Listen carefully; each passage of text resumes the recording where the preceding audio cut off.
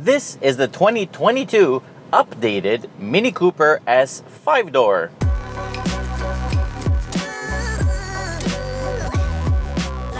The reason it looks a bit weird is because it has rear doors, but let me tell you, it takes the hatch into practical car territory. For 2022, they've done some really important updates, and you can tell right away. First of all, there are no crappy halogen lights anymore. As a proper premium brand, Mini now offers LED headlights as standard. And it's not only that, they also offer the LED rear taillights with the Union Jack design as standard as well. Inside, we have an updated steering wheel with new steering wheel controls. They're now flat, and as you can see, this one even has adaptive cruise. What's really awesome is that the 8.8-inch screen in the center is also standard now, and for the very first time ever, you can get a heated steering wheel. You also finally get driving assistance that include active cruise and lane departure assist. However, once again, blind spot monitors are not available. Last but not least, they've made the interior ambient lights a bit fancier, which is always welcome in a Mini. After all, it is the car that brought customized colors for interior lights. The 5-door Mini has a 72mm longer wheelbase, and it's overall 160mm longer than the 3-door. But what that translates into is more legroom for the rear passengers, and obviously their own doors to get in and out a bit easier. This is really good because, let's be real here, the 3-door has no room whatsoever in the back. The rear seats are now usable, as you can see. 2 adults will fit with no problems whatsoever, but there are no amenities for them. No AC vents, no USB ports.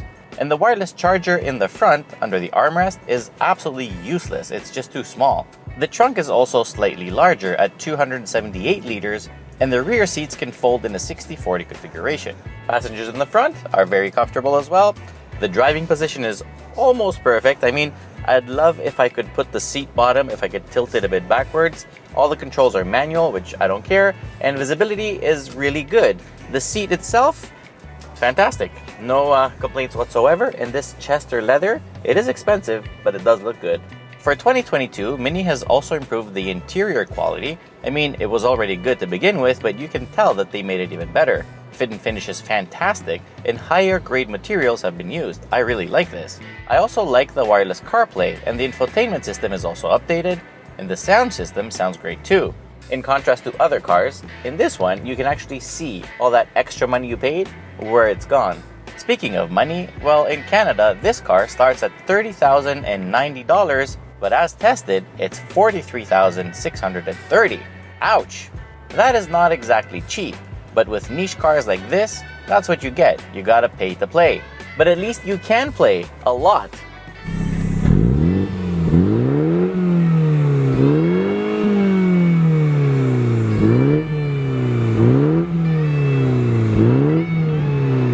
Under the hood, you get a nice, punchy 2.0-liter twin-power turbo engine that makes 189 horsepower and 207 pound-feet of torque.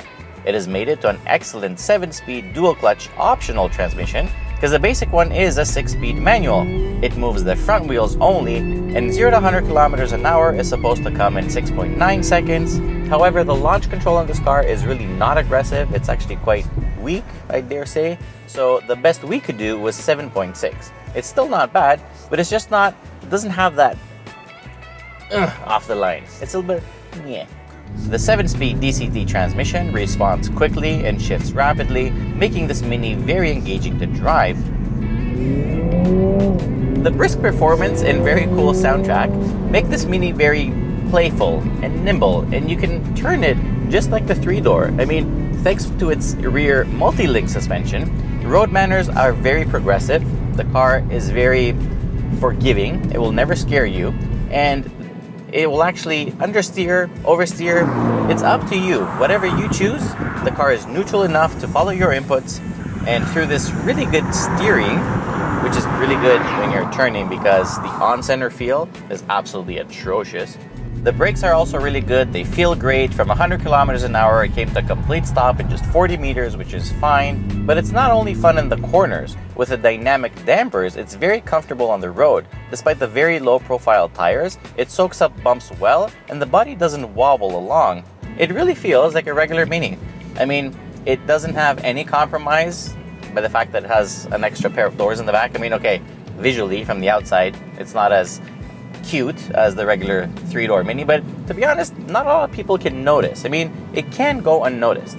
Most importantly, people that think that Minis are like go-karts and they turn and whatever, and you know what? Yeah, it's true. This one can still do it. It might be pricey to buy, but running costs should be reasonable as it's not very demanding on gas. 7.9 liters of premium are required for every 100 kilometers, which is quite okay. Overall, the 5-door Mini might be less desirable, but it is very practical, so the trade-offs are totally worth it in my books. Overall score is 8.5 out of 10. It does need some USB ports in the back for the kids and some heated rear seats, please. Blind spot monitors would be great, and then the price wouldn't be so much of a problem. So that's pretty much it for the 2022 Mini Cooper S 5-door. If you like this video, please remember to subscribe to our channel, share this video with your friends, but most importantly, till next time, be well. Take care. Perfect.